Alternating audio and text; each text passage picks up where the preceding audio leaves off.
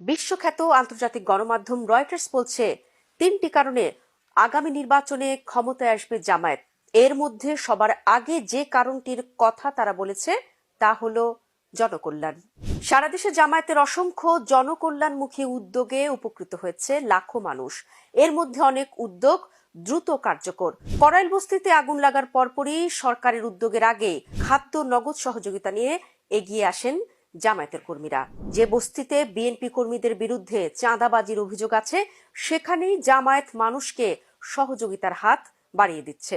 বাংলাদেশে জামায়াতের সবচেয়ে পরিচিত উদ্যোগ ইসলামী ব্যাংক এবং ইবনে সিনা হাসপাতাল। ইসলামী ব্যাংক বাংলাদেশের সবচেয়ে বড় প্রাইভেট ব্যাংক এবং ইবনে সিনা হাসপাতাল দেশের সবচেয়ে বড় বেসরকারি হাসপাতালগুলোর অন্যতম। এখন পর্যন্ত 1.5 কোটি মানুষ ইসলামী ব্যাংকের মাধ্যমে সরাসরি উপকৃত হয়েছে, আর ইবনে সিনা হাসপাতালের মাধ্যমে প্রতি বছর 10 লাখেরও বেশি মানুষ সরাসরি স্বাস্থ্যসেবা পেয়ে থাকে। দলের সাথে সম্পর্কিত বা তাদের পরিবারের রেফারেন্সে লাখ লাখ মানুষ বিনামূল্যে বা কম খরচে চিকিৎসা সেবা পেয়েছে। আর ইসলামী ব্যাংকের সুদমুক্ত